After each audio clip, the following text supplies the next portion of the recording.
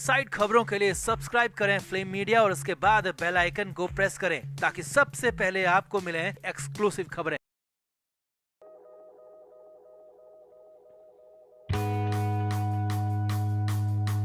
कड़क आवाज, गंभीर चेहरा और दमदार पर्सनैलिटी के मालिक डैनी डेंगजोप्पा बॉलीवुड के साइड लाइन एक्टर में से एक हैं, जिनको उनकी काबिलियत के हिसाब से ना तो रोल मिले और जो अच्छे रोल मिले वो भी छीन लिए गए।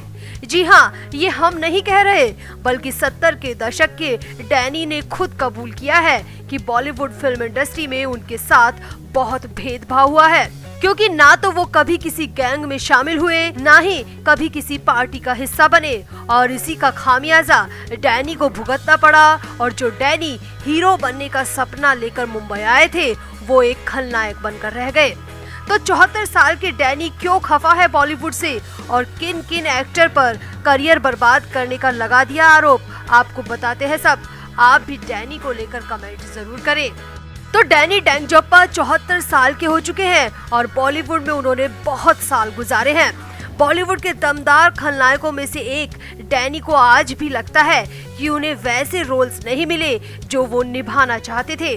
हाल ही में डैनी ने आउटलुक इंडिया से हुई बातचीत में अपने करियर को लेकर अपना ये अफसोस जताया है और बॉलीवुड की कॉन्स्पिरेसी पर जमकर भड़ास भी निकाली है।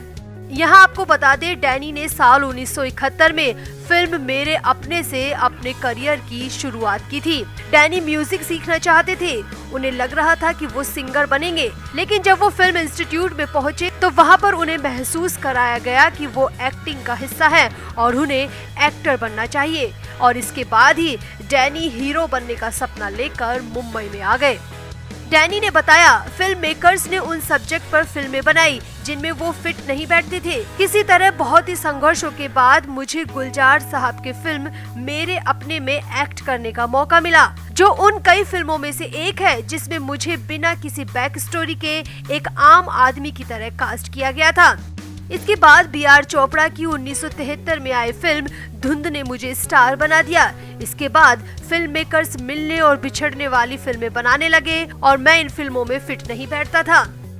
डैनी ने बताया, धुंध फिल्म के बाद मैं स्टार तो बन गया, मगर ना जाने क्यों फिर बॉलीवुड मुझसे दूर होता चला गया। मीडिया में भी मेरे बारे में अचानक निगेटिव खबरें छपने लगी, अनाप शनाप बातें कही जाने लगी और करीब 3 साल तक मैं गुमनामी के अंधेरे में चला गया। डैनी ने कहा, वो तो परिवार का साथ रहा जो मैं 3 साल तक फिल्मों के ऑफर का इंतजार करता रहा। अगर परिवार साथ ना होता तो पता नहीं मैं उन 3 सालों में खुद के साथ क्या कर लेता।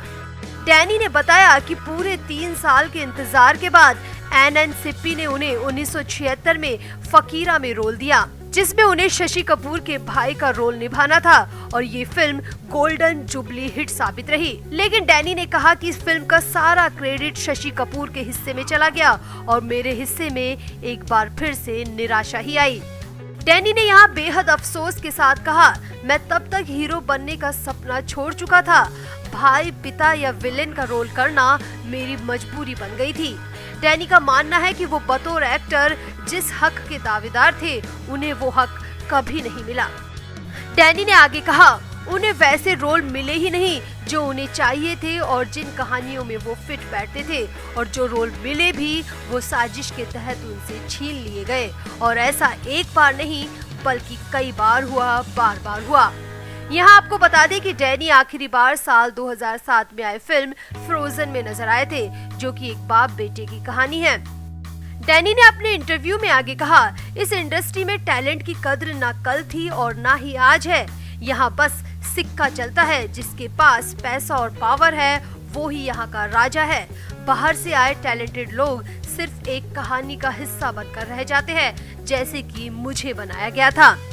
डैनी ने आगे कहा, ऐसा सिर्फ मेरे साथ ही नहीं हुआ, बल्कि बाहर से आए कई कलाकारों को इससे गुजरना पड़ा।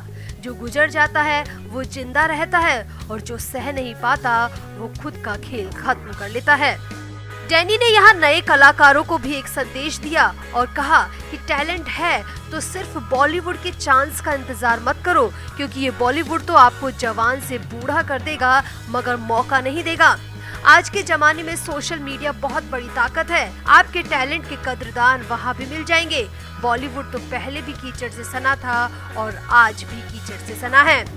तो डैनी ने बेहद गुस्से और दर्द के साथ अपनी ये सारी बातें बयां की और डैनी ने बताया कि इस बॉलीवुड ने उनका हीरो बनने का सपना कैसे चकनाचूर कर दिया।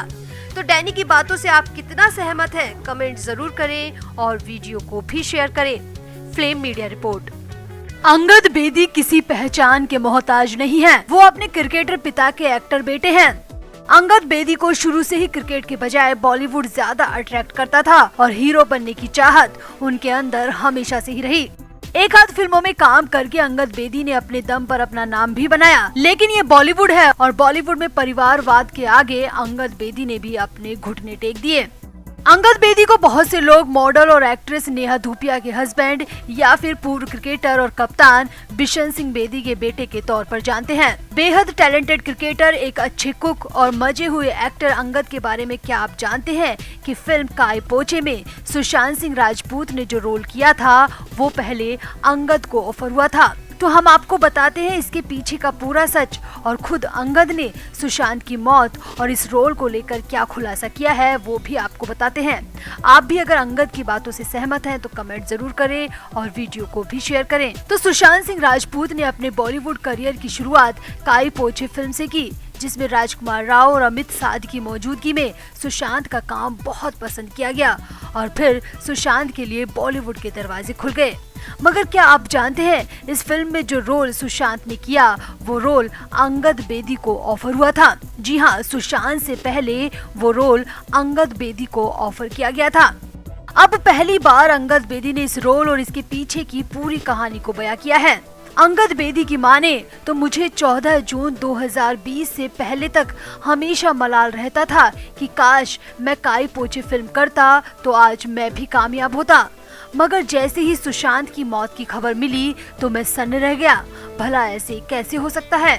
अंगद ने बताया, जब काई पोचे फिल्म की कास्टिंग चल रही थी तब मैं अपने दूसरे प्रोजेक्ट में बिजी था और मैं उस फिल्म का हिस्सा नहीं बन पाया क्योंकि मुझे लगा कि एक मल्टी स्टारर फिल्म में मेरा रोल कितना अहम होगा। मगर फिल्म बनने के बाद मुझे अपनी गलती का एहसास हुआ कि मैं गलत था और वो सुशांत ही था जिसने मुझे गलत साबित किया, क्योंकि काई पोचे में सुशांत के शानदार अभिनय ने 4 चांद लगा दिए थे और हर तरफ काई पोचे और सुशांत का डंका बज रहा था। अंगद ने आगे कहा, पर मुझे लगता है कि जो होता है वो अच्छा ही होता है, क्योंकि अगर मैं उस फिल्म को करता तो शायद 14 जून को सुशांत की जगह मैं शिकार बना होता, क्योंकि बॉलीवुड में टैलेंट की कोई कदर नहीं है। जो बाप का है वो आपका है वाली थीम पर ये पूरा बॉलीवुड काम करता है। अंगद ने आगे कहा, सुशांत की मौत आज भी मेरे लिए बड़ा सदमा है, मगर एक बात सुशांत जाते जाते समझा गया कि आपका हुनर ही आपकी मौत को बुलाता है और सुशांत जैसे मल्टीटास्किंग एक्टर को ये मुंबई नहीं बचा पाई। अब ये सब बातें अंगद बेदी ने एक वेबसाइट को दिए इंटरव्यू में कही और काई पोचे और सुशांत को लेकर जो खुलासा किया वो काफी हैरान करता है। Flame media report.